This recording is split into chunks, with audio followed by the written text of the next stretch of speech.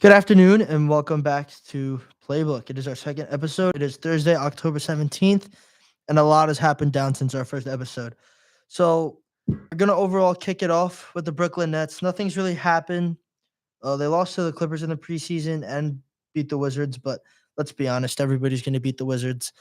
Um, overall, there's nothing really to say about the NBA besides what happened in the preseason. It's preseason, nothing really matters. But overall, Cam Thomas was being Cam Thomas. He had um he had 17 leading the team. Uh Shake Milton with 16 off the bench. It's just practical net stuff. You had Dennis Schroeder with 13. Ben Simmons. Ben Simmons went 5 for 7, 1 for 2 from the line, 5 rebounds. Two assists. Not the Ben Simmons we know, but overall, Ben Simmons is back on the court, and I think he's gonna do his thing. I think he's back. He's fully healthy. I think he's gonna play a full season. Not all right, maybe not a full season, but he's at least playing 60 to 65 games. I were to guess, and he scored 11 points in 13 minutes too. So I think if he was playing more of an unrestricted time limit, more like I'd say if he was playing probably 25, 30 minutes, you'd probably those point totals were definitely going to be higher, especially against the unorganized Wizards team. But yeah, overall, Ben Simmons is back. He looks good. Dennis Schroeder taking over with that backup support star role. Cam Thomas, 7 for 13, 1 for 2 from the free throw line. You can't be a star player and go 1 for 2, only getting 2 free throws. But yeah, hopefully the Nets progress. I mean, they don't look good, but they don't look bad. They're definitely a playing team for sure.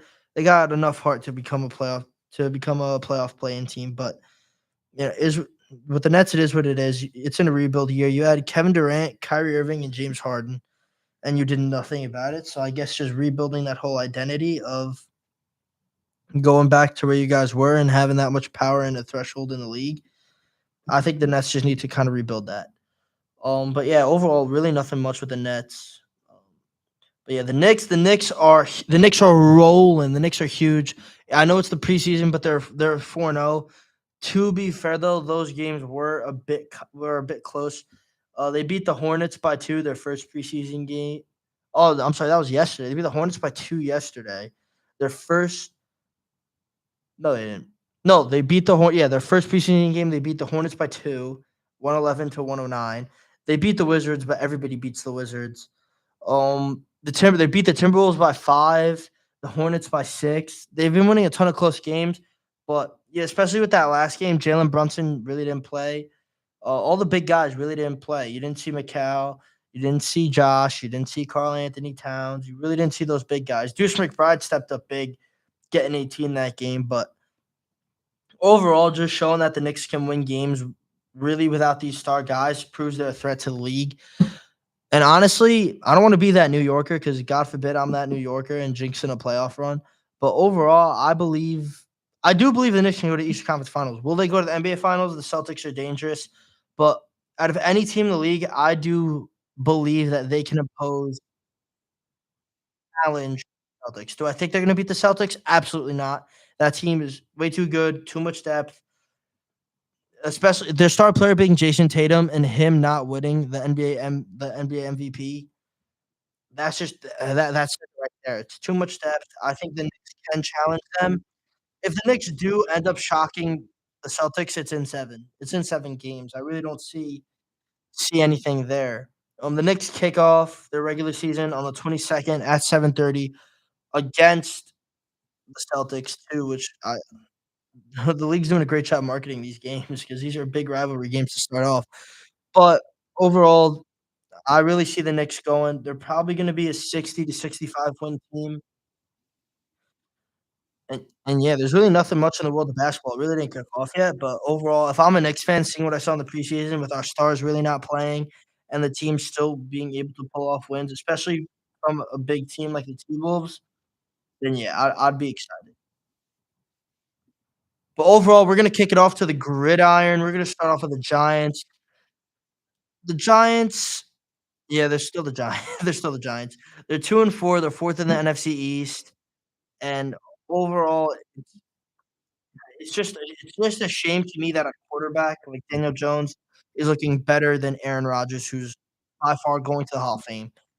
I mean, it's really nothing impressive. It's honestly honestly a problem. So 1,343 passing yards by Daniel Jones, 221 rushing yards by Devin Singletary, and Malik Neighbors, who's had injury problems, is still their leading receiver at 386 receiving yards. I don't know. If I'm a Giants fan, I'd just say tank the season, just kinda rebuild. It's honestly really unfortunate. Um, but yeah, this is just they've only played 6 games in 6 weeks into the NFL season. As of now, Thursday Night Football is tied, so week 7 is kicking off. However, they lost to Minnesota, predictable. They lost to Washington. I thought that was gonna be an easy win for the Giants. They beat Cleveland. I don't understand how they can beat Cleveland, but can't beat Washington. They lost to Dallas, however, only by 5, which is a shock to me. Dallas rolls rolls through the Giants. They beat a defensive team like Seattle. They've had offensive struggles, but however, a defensive prioritized team like Seattle, they could just walk in and own the place, which I don't believe. That game did end in a shocking block, and then the defense taking it back. So I guess it wasn't really the offense. I think the Seattle defense coulda done a little bit better, containing the Giants and not letting them get that momentum that they needed. But overall, the momentum came later in the game, and there's really nothing you can do about it. But yeah, Jones had 257 passing yards. Um, Tracy J Tracy Jr. had 129 rushing yards, and Darius Slayton had 120. But it looks to me throughout the past 6 weeks, Neighbors has been having injury problems. Darius Slayton has been taking over at that wide receiver 1, having the most passing yards. He had 122 week 5 against Seattle, and then he had 57 in the loss against Cincinnati. That game against Cincinnati was brutal considering that Joe Burrow got his longest rush of the season and his career in that game. That was, yeah, he had the whole entire right side to take that back to the end zone. It's just it's really bad. Hopefully, I mean, looking at the remainder of the schedule, they got Philly. I'm sorry, that's a loss. Unless they can contain Saquon, which they should. He was on the roster last year. You should practice against him. You should know how he runs by now. But overall, the Philly offensive line is gonna create the gaps for Saquon. Then they have a defensive powerhouse in Pittsburgh, however, they are having offensive problems. They play Washington again. Hopefully, they can actually walk away with a win. 'Cause it was a close they only lost 21-18, so hopefully the next turn Carolina should be a win. Their bye week is week 11. Tampa, they're gonna lose in Tampa, they're gonna lose in Dallas, they're gonna lose in New Orleans. This is gonna be a rough end of the season for the Giants. They got Tampa Bay, Dallas, New Orleans, Baltimore, Atlanta right off the bye. They might beat Indianapolis, but they're not yeah, I don't see them beating Philly. Even this week, week 7, I don't see them beating Philadelphia. So, yeah, it's gonna be rough for the Giants. They actually might finish they have 4 right now, 4, 5, 6, 7, 12. They might actually finish 4 and 13, which is I mean, hopefully that can get them a number 1 pick. Hopefully they can rebuild kinda what they're missing.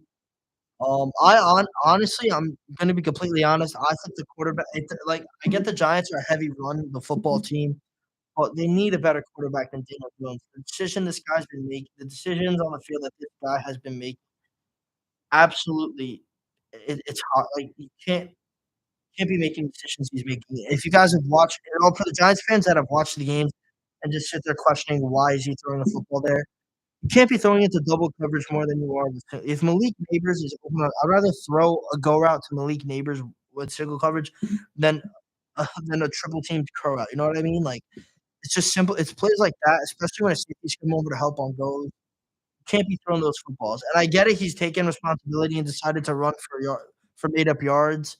But overall, the offense, there's no string in the offense. It looks really bad. Even with the Jets, I'm sorry, I'm gonna talk about the Jets a lot, especially being a Jets guy myself. Especially with the Jets, you can see those times in the game where Aaron's gonna be an impact and Aaron's gonna string some offense together, and it looks good for the time being. We'll talk about what's wrong with the Jets in a few minutes. But overall, it's just you can see there's no camaraderie in the Giants offense. Yes, Daniel Jones is having more receiving yards than Rodgers, but overall, you can just tell with the offensive production, it does not look good. The I don't think it's a discipline problem because the Giants are disciplined, but I think it's just really not their year. They just lost their star player. I just think they need a second to rebuild. They just got Malik. They have a great team. They have Jalen Hyatt, who's a deep go route. They have Malik Davis you can put anywhere. They have Darius Slayton. Their tight end, Theo Johnson, tight end. I mean, their tight end position's a bit rough, but overall, the Giants have a receiving core that they can work with. It's just they need a quarterback who can make precise decisions. I think if the Giants get that quarterback, they wouldn't be too. I'd see the Giants right now, given that their schedule's rough. I'd see the Giants right now probably at the complete opposite in 4-2. I think they could be at least second in the NFC East. And overall, I think that they should just tank the year. Tank the year, get that draft pick, kind of rebuild everything you need, and then just take it from there. Just see what you get next year. And if you guys get at least over 9 wins next year, I'd say it would be a successful. I'd say this season and next season would be a successful 2 years for the Giants, trying to get that draft pick and making a push because they have a great receiving core. We've seen what their defense can do, and overall, it's just it's just gonna be great. I think it's gonna be a great turnout for the Giants, probably the quickest rebuild the Giants have possibly had, and overall, hopefully Giants fans can look forward to it. But yeah, it's gonna be I don't know, it's gonna be a rough year for the remainder of the year, and then hopefully, like I said, the draft pick should come and kick in. We're gonna go to Jets Drive real quick. Do I really want to go to Jets Drive? Absolutely not, considering what this team should look like and considering to what it has looked like. Um, yeah, lost to San Francisco, predictable. Tennessee win, predictable. New England win, predictable. But losing 10-9 to the Denver Broncos, that really started off the rough streak. I'm sorry. Losing 10-9, losing by 1 point to Denver Broncos. We get it. The weather conditions, all right. But Aaron, you've played in the snow. You should know what it's like when the ball is in a weather like when it's a weather condition game and the ball is not like it normally is. You've had way more experience in a snow game than a rain game. That game should not have ended the way it has. It disappoints me that Braylon Allen, that Denver game, had more rushing yards than Brees Hall. I knew I said the second Brees got the football and made his first rush, I already knew that it was not going to look good for Brees.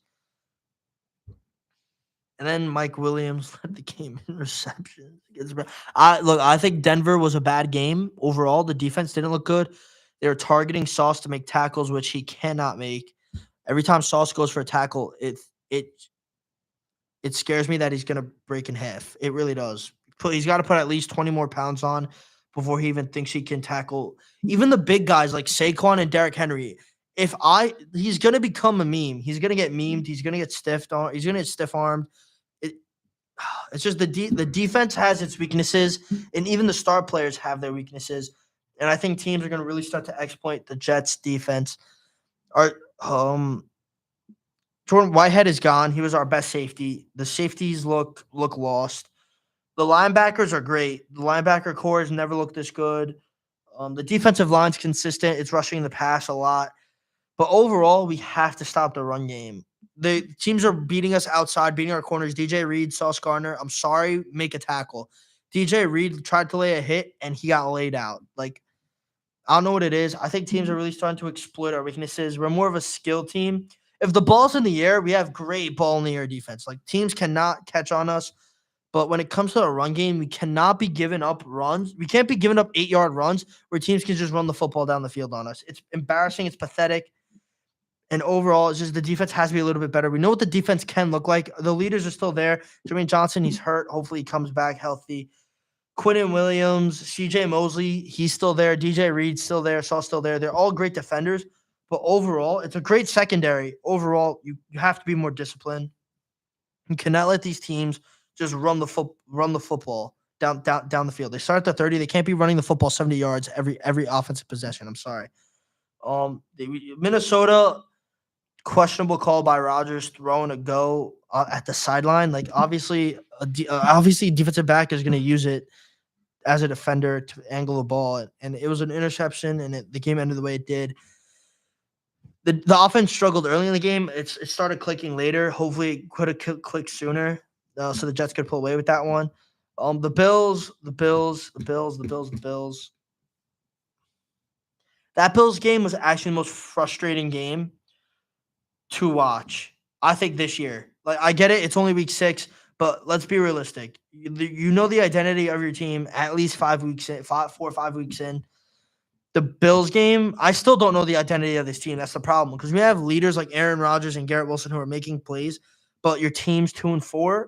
What do you like? I don't know what to expect, because Aaron Rodgers has been in this predicament and he's made the playoffs. So we really don't know what's going to happen with this team.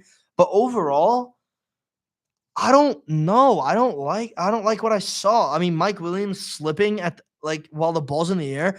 We've seen Mike Williams make great jumping catches, but late in the game, now he has to slip.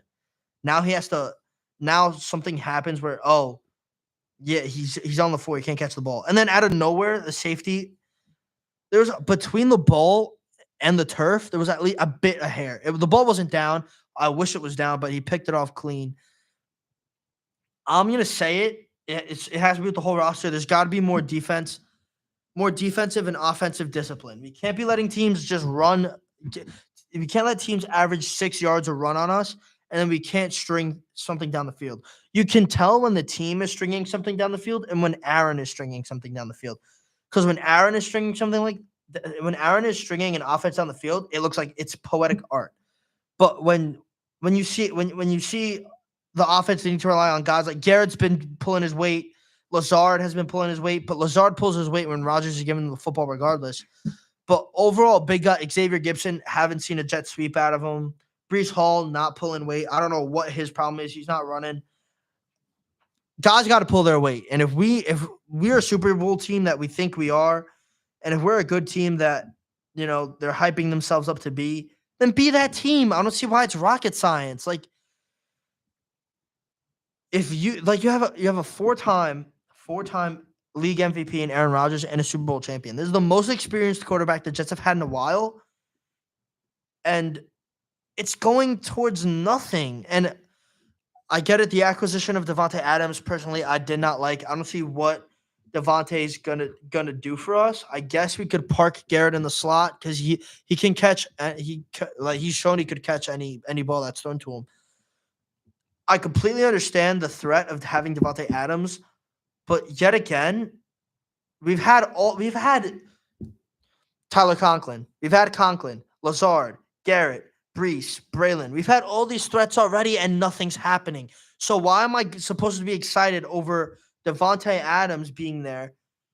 But we've had this roster, we've had this receiving core. What would Davante Adams do for the Jets? He's going to decoy. If he's not open, it's going to Garrett. And I'm okay with Garrett getting the football. I'm okay with Davante being a decoy. But if he's not going to produce anything, why are we going to invest this time?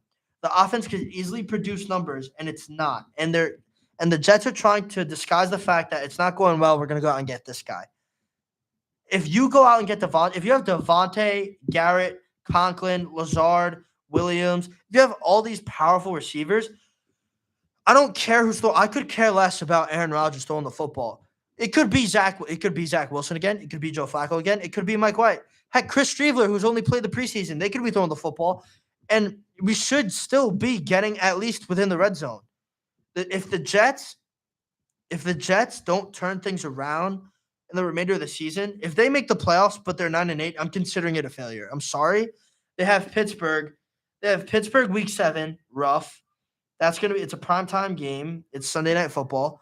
Then they play New England, they've rolled over New England without Davante. So hopefully it's the same story. They have Houston, who we've embarrassed last season in CJ Stroud. They have Arizona, who's a threat. Indianapolis, who we should beat. Seattle, who we should beat. Miami without Tua. Tagovailoa. The whole entire Miami's in shambles. They don't know what they're doing on offense. Their quarterback situation's rough. They have Jacksonville yet again. That team's a wild card prediction. You don't know what's going to happen. The Rams, they should beat Buffalo. Buffalo was beatable. Come on, Buffalo's up in the air, but overall it's at Buffalo, so they might beat us. But then overall, then you have Miami again. If I'm the Jets and you want to squeak in the playoffs, what you have to do, you have to go undefeated. Hear me out. You have to go undefeated in the AFC East. Even if you go undefeated in the AFC East, I still think they could pull off the one spot. The Jets are unacceptably 2-4 right now. I think they're going to go 3-4, 3-4 against Pittsburgh. They're going to even out against New England. They're going to beat Houston and becoming 5-4. They're going to beat Arizona coming 6-4. They're going to beat Indianapolis. With all these threats, the Jets are projected to win, but nothing's happening. 7-4 against Indianapolis, 8-4 against Seattle, 9-4 against Miami, 10-4 against Jacksonville, 11-4 against LA, 11-5 against Buffalo, and then 12-5 against Miami. I don't know. I really don't know what's going to happen. Will they go 12-5? Absolutely not. The New York Jets. But Breece Hall with 310 rushing yards should be higher. He thinks he's cracking 1,000 rushing yards. He should have at least 380, 390 by now. Garrett Wilson, a yard shy of 400 passing yards. Tremaine Sherwood, linebacker, leading in tackles. Where's CJ? Where's Quinnen? And then Brendan Eccles with interceptions. That's great. 2 interceptions. The season just started. That's fine. Sauce is not one for picking the ball. DJ Reed, not one for picking the ball. But overall, 387 passing yards. Daniel Jones is at a 62 pass completion percentage. Aaron Jones is at 60. Aaron Rodgers is at 61. Aaron Rodgers is at 61 completion. Is at a 61 completion percentage, and Daniel Jones is at a 62. That's unfortunate. That is absolutely horrific. He's averaging 6 yards a pass, which is great. 231 yards per game. His longest throw was the Hail Mary. That was 52 yards. He's thrown 9 touchdowns, 5 interceptions, and he was sacked 16 times in 6 games. That's horrible. For what the Jets' offensive line is supposed to produce for Rodgers, that's horrible. It's been, 6 games? That's 2.6 repeating. That's an average of 2.6 repeating. He's been sacked 2 times per game, and it's horrible. But what bamboozles my mind is that we know Aaron, and we know what he's capable of doing. We know the hard count situation. What bamboozles my mind is half of the offensive line played with the Packers, and they know how Aaron operates. The Jets gave up 11 penalties at 110 yards. That's a full field. That is a full field. You gave up penalty yards worth of a full football field. Why do you think you're losing games? And the refs were horrible, but overall, the skill of our team should prevail no matter what no matter what these refs think. Whether there's a dumb holding call that brings back a good run, whether it's pass interference, whether it's roughing the passer, it doesn't matter. It should not have to come down to the ref's decision. It's really about the team. And I want to highlight about the team, Greg Zuerlein. What has been going on with Greg Zuerlein? Last season, he was the kicker of the.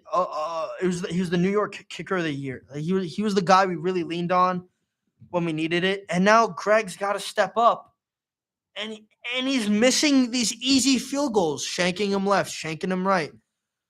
Like, I don't understand what his problem is. Look, I get it. I don't want to call out Pat McAfee. Oh, have you ever yelled at a kicker? But you're Greg Zuerlein. You've been making these kicks your whole career. He's on a 2-year contract where he's supposed to get $8.4 million. You're getting $8 million to kick a football, and you're failing. You've been doing. Look. I know Pat McAfee's going to be like, "Well, kicking's hard." Look, we've seen what you did last year, and a Super Bowl team. The Jets are projected. Look, the Jets had hopes. Their standards were a playoff team. if you're on a playoff team, if you're a kicker on a playoff team, you have to guarantee that team the 3 points that they can get out of a drive. And if you can make a 50-yard kick, you'll make a 50-yard kick. But the fact that you're kicking from 35 yards and you're kicking left and right, besides through the uprights, like, what are you doing? Like, I don't understand what's going on. I really don't understand what's going on. He had 8.4 million and then a 2 million signing bonus. You're getting you are projected to get paid $10 million over 2 years from a football team, and you're not doing your job. The Denver should have been a win. And I completely look, I get it, the weather, but overall, I blame Greg on that one. I blame Greg. The Bills game right before half where he missed, where both kickers that game were atrocious. But at the end of the day, kickers win football games, and overall, Greg Zuerlein has not been winning the Jets football games. Close games where Greg Zuerlein could have came up, Buffalo to tie, missed. He missed the first time, but overall, when the Jets were going for a win, trying to get into field goal range, that whole pickoff situation, it was a tragedy. The last 8 minutes of that game, absolute tragedy. Minnesota was more of an Aaron in the offense type of game. It wasn't really Greg's. But Denver, 100% Greg, should have nailed the kick. When a team is leaving points on the table where you have to go and capitalize, you go and capitalize. Like, it's not that – like you – I've been saying it. The discipline's not there to win football games. If the Jets want to be a team, they have to be all on the same page. It cannot be Aaron trying to lead a team and nobody's on the same page with Aaron, because we know what Aaron's capable of. Lazard, who's played on a playoff team with Aaron, knows what he's capable of. Devontae knows what Aaron is capable of. They should. And look, Aaron Rodgers, he's extremely unpredictable. Lazard, 89 receiving yards week 1.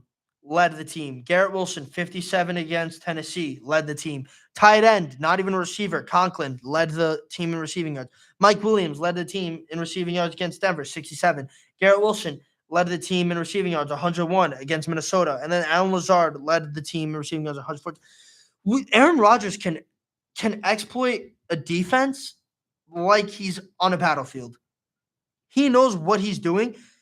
Look, there's no number one receiver I feel like the number one receiver on the Jets is whoever Aaron's feeling that day. Whoever they're given to Aaron, he's going to make sure his receivers are put in positions to catch footballs. And I just think the Jets defense and offense, they're not disciplined at all. I get it. I get it. Last season, the defense was kind of the highlight of the year. The defense, they were really balling out. But overall, if you're going to have a team and nor the offense, it was a problem last year because fans were like, the offense isn't pulling their weight. No one's disciplined. We have that quarterback now who can turn things around, but it's a problem on both sides of the football, can be so dominant, and no one's doing their job. That's all I have to say about the Jets. No one's doing their job.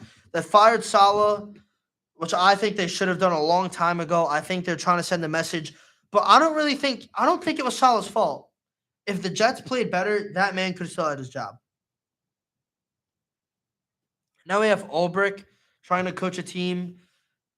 It's completely disorganized. They're having the pass the ball coordinator or the passing coordinator call offensive plays. Like, come on. The Jets. Being a Jets fan myself, I'm frustrated. But overall, as a New York sports fan, if you have all these weapons, you should be set. All right, that's it for football. Before I blow a blood vessel, that's it for football. We're gonna talk about the Mets. So the Mets, honestly, I already think regardless of how this series ends up with the Dodgers, I think they had a successful year. Nobody thought it's an amazing comeback story. Nobody thought they were gonna make it this far. Nobody even thought they were gonna go to the playoffs, and now they see themselves in a position. If they fight back and they battle back, they could go to the World Series. They lost to the Dodgers 9-0. Oh, whoa. Last episode they were against the Phillies. They beat the Phillies in 4. They won that series 3-1. Now they're in a 7-game series against the Dodgers, and it's It's a 2-1 series. The Dodgers shut them out game one, 9-zip. Then in LA, the Mets won 7-3, which was pretty good. And just yesterday actually, they were at City Field and they got shut out 8-zip. But overall, if I'd rather the Mets win. Look, if I'm the Mets, I would look past the shutouts and worry about the next game because overall they've been an unpredictable team.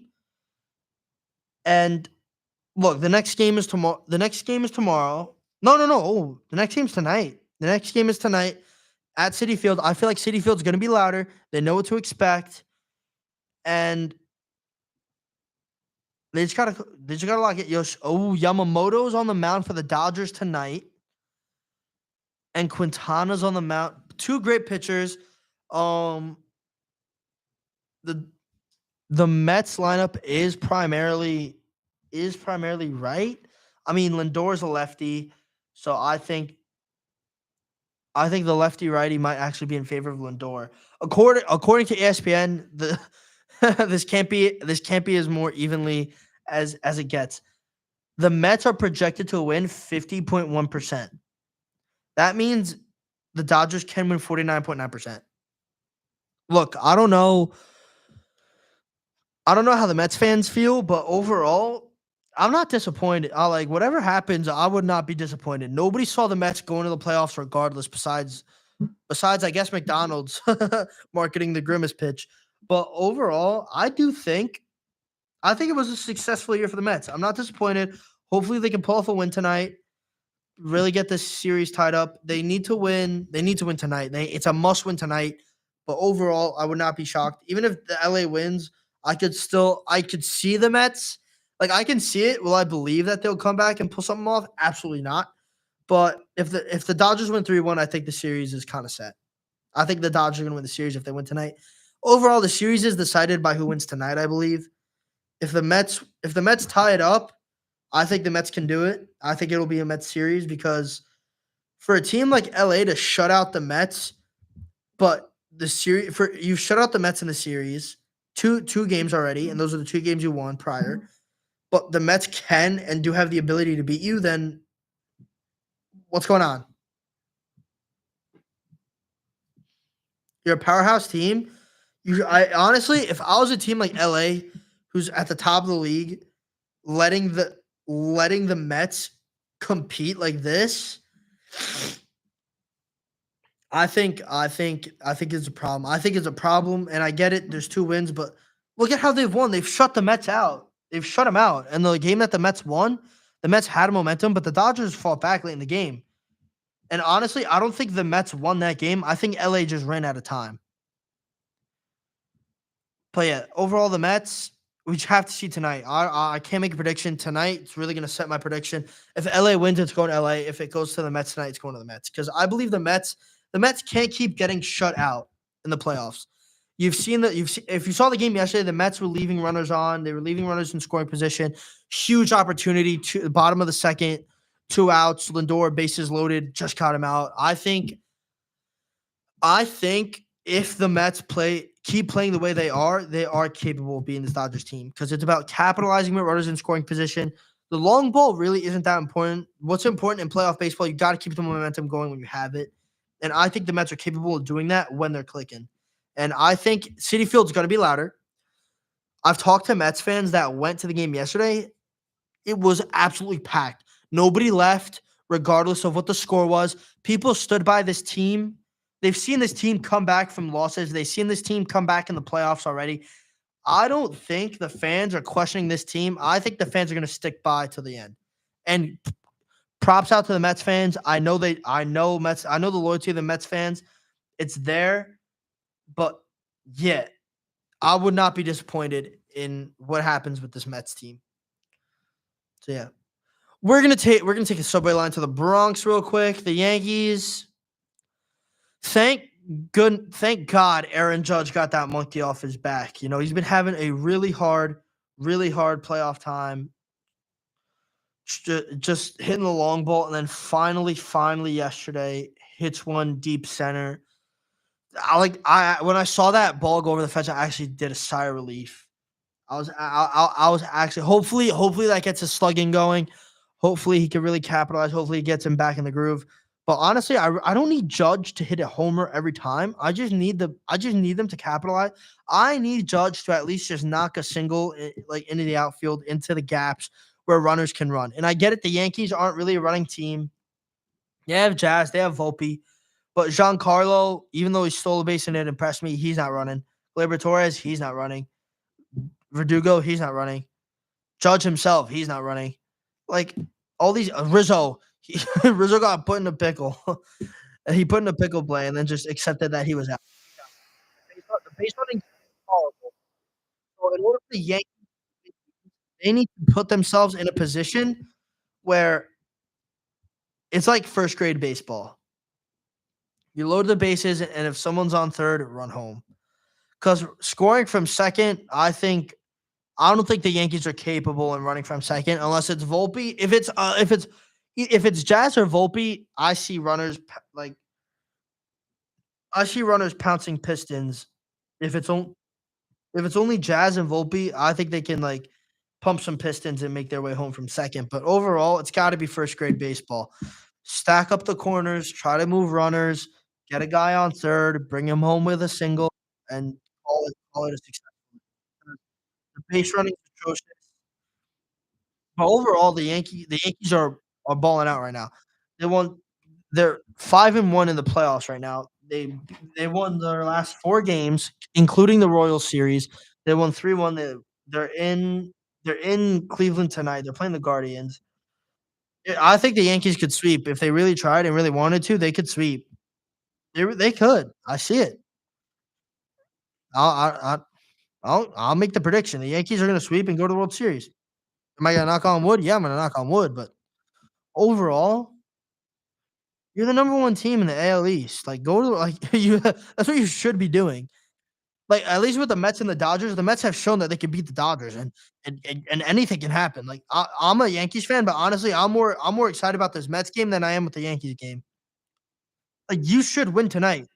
You have Clark Schmidt, who's pitched not the best, but he's had a great year, and then you have Matthew Boyd, who's all right. He's had more of a successful year, but overall, like, come on, like, you're the Yankees, like, win a game, you know?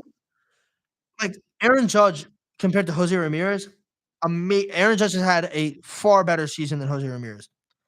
Batting average overall, Stephen Kwan yeah, Stephen Kwan. He's been balling out. He's been balling out in the playoffs. But overall, in the season, Aaron Judge 322 compared to Stephen Kwan's 292. And then runners batted in. Look, Aaron Judge 144 RBIs compared to Jose Ramirez with 118. I completely understand, but you're the Yankees, and I get it. Win the game because I've seen you guys. I've seen guys win games solely off of the depth. I've seen baseball players win games solely off the depth of their star players. Gleyber Torres batting 111. Eh, he gets on. He walks, but overall, against Boyd he's 111. Against Boyd he's 111. So we're gonna look at the career stats against the projected starting pitcher. It's Matthew Boyd. Gleyber Torres is 1 for 9. And he's batting 111. Juan Soto is only 1 for 2, but he's batting 500. Aaron Judge is 2 for 6, batting 333. Stanton, he's an over 3, he's batting 0. Chisholm and Birdie haven't really hasn't really faced off against Boyd yet. Opie at 500, going 1 for 2. Verdugo is 1.67, going 1 for 6, and Trevino's at 500. So the averages that look good are only because they haven't had the opportunities yet. You're 1 for 2 against him. Great. Keep it up. Have that mentality. Like big cuts at the plate, I guess. But overall, if you're the Yankees, it doesn't matter who's pitching. Find a way to win the game because overall, we know they can hit the ball. We know they can hit the long ball. Cleveland, Cleveland, the airs are going to be heavier, so the ball's not going to travel as far. Honestly, aim for the gaps. Try to get runners on and make it easy for base runners because Stanton's not running. Judge isn't running. Torres isn't running. Birdie actually might run. Chisholm's gonna run. Volpe's gonna run. Dougie's not gonna run, and I know Jose Trevino is not running. So hopefully, if the Yankees can just lock in and just like keep the momentum baseball going with getting runners on, driving runners home, just transitioning through innings, getting through the lineup quicker. I think the Yankees can sweep the Guardians and go to the World Series.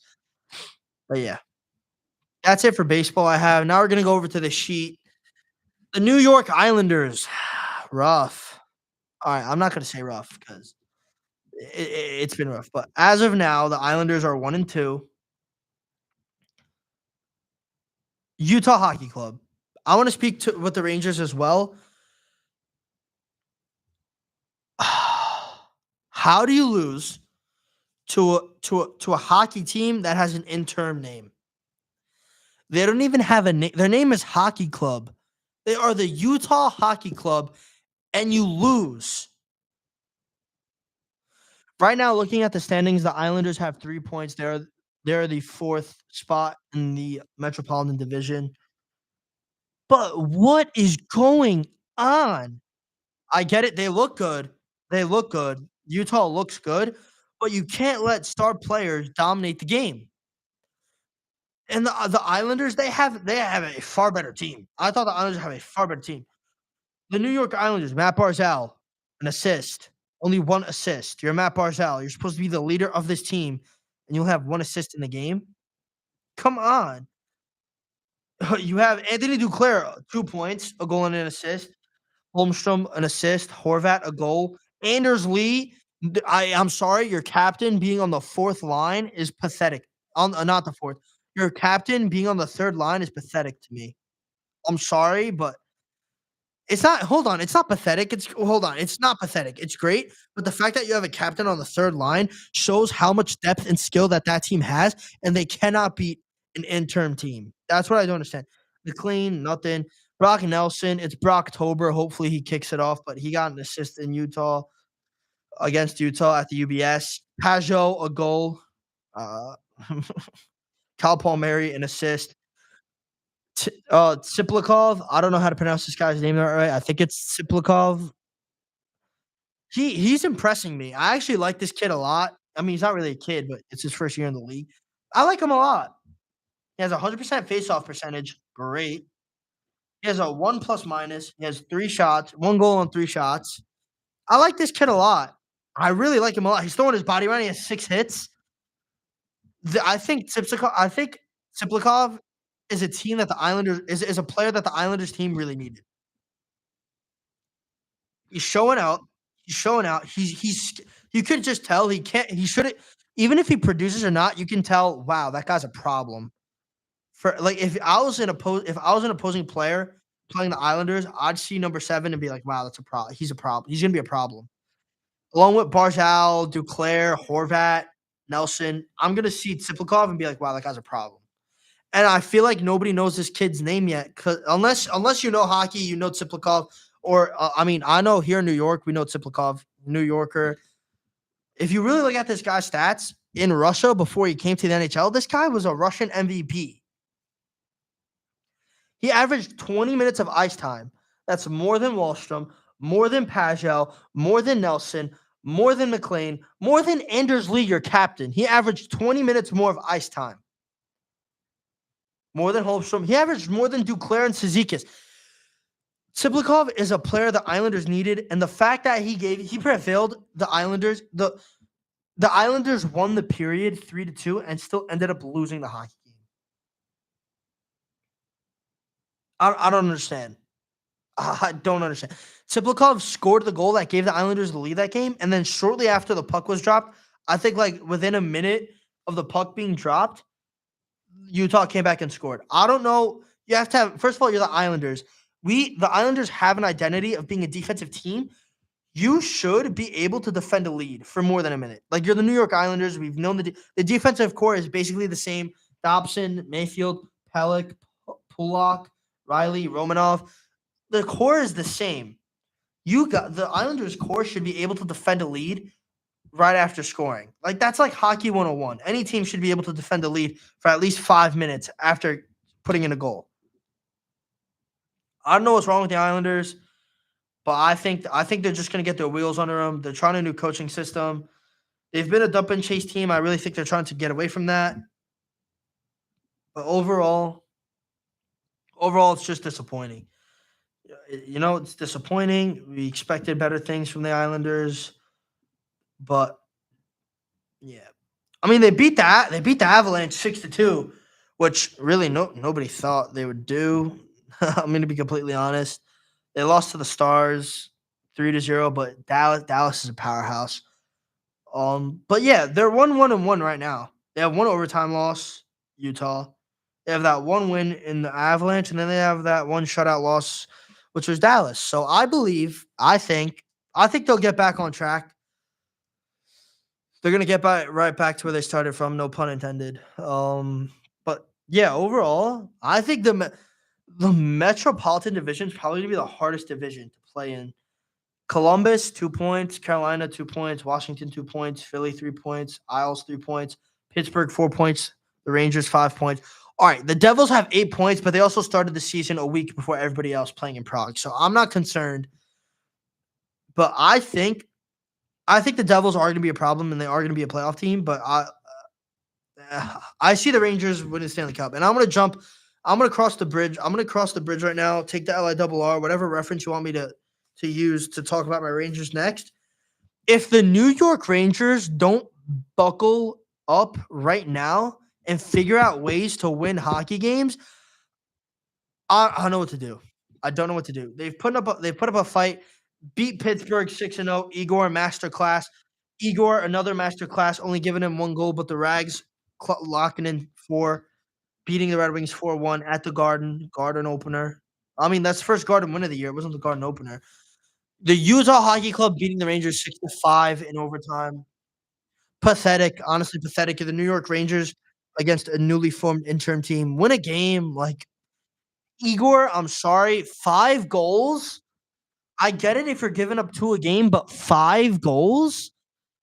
You want to put up a performance to try to get more money out of a contract. You don't give up 5 goals against an interim hockey club. You don't.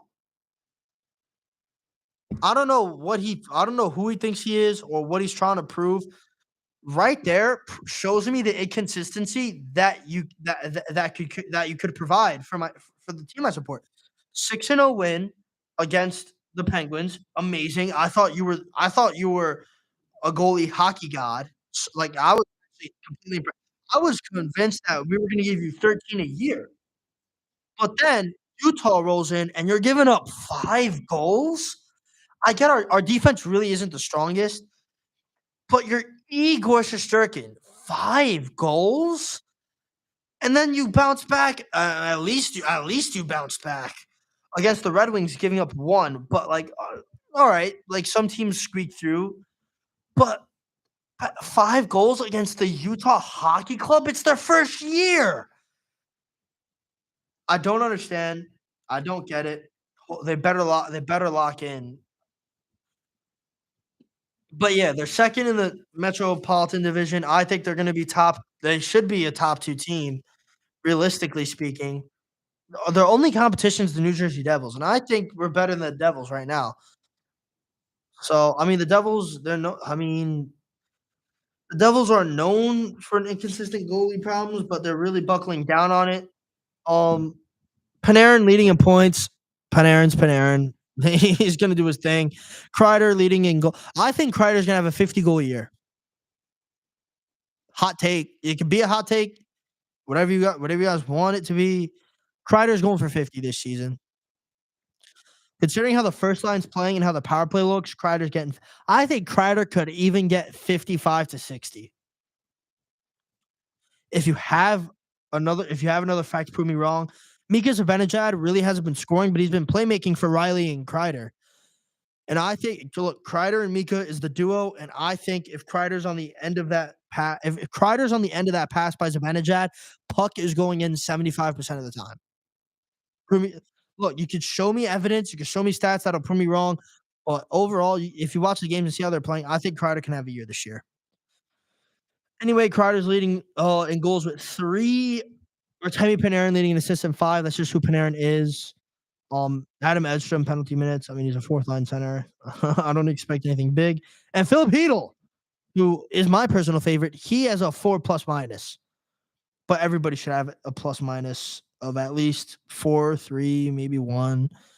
But yeah, this this team should go to the Stanley Cup. I'm gonna knock on wood, but yeah, like it's a great team. Panarin, Panarin, who by far puts up a fight every season to win the Art Trophy. Jacob Trouba, Jacob Trouba's been balling out. 4 points, 4 points in 3 games. Where did this come from, and where was this last season? Alexei Lafreniere really balling out, 4 points in 3 games as well. He's probably gonna go 40 goals this season. I hope Kreider 50, Zibanejad at least 35, 40. I hope Mika if Mika could have a goal scoring year like we know him he can, and Kreider has to follow through with a high point season, or vice versa. I don't care if Kreider's scoring the goals. I don't care if Mika's scoring the goals. As long as there's production on the assisting side and the scoring side, I do not care who's balling out. Will Cooley balling out 3 points in 4 games. Adam Fox, he's a defensive guy, but 3 points in 4 games, like that's great for a defenseman. Riley Smith, he's really supposed to just support Mika and Kreider. I'm not really expecting much.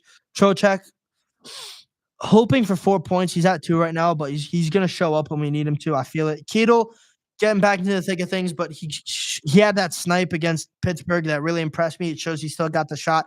Zach Jones with an assist. Schneider, everybody so far has a point on the season except for the young guys. Rempe, nothing yet. Edstrom, nothing yet. Mancini, nothing yet. But this team has depth. Like they should go to the Stanley Cup. They should go to Stanley Cup Finals. Will they win? I don't know. It's up in the air. Too early to call. We don't know who's gonna get in there. But if you're the New York Rangers, you have Igor Shesterkin, you have production from the defense from Jacob Trouba, your captain, who's finally producing something. You have Zach Jones, who's been putting up numbers. Adam Fox, hopefully it can be Adam Fox, who we know him to be. I don't see why this team can't go to Stanley Cup. And I get it. New York does some New York things when it's playoff time for every sport, especially when it's hockey. The hockey is extremely unpredictable, but I'm going off what I see right now. They have the Red Wings tonight in Detroit. That actually might be a close game. That might be a 3-2 win, a 4-3 win for the Rangers, I hope. This team should go to the Stanley Cup. Period. Period. I hope to see it. They got Detroit. I just really hope everything pans out. So yeah, overall, the Yankees and the Mets got games tonight. The Yankees are at 5:08. They're within an hour. Games less than 60 minutes away from first pitch. The Mets play at 8:08 at Citi Field. Hopefully they tie that series up. The Rangers are at Detroit at 7:30. The the Knicks and Nets do not have anything tonight. It's unfortunate. And overall, the Jets and the Giants, the Jets and the Giants. We hope things turn around for the Jets. The Giants just tank it the rest of the year and hope for that draft pick. That's what I'm predicting at least.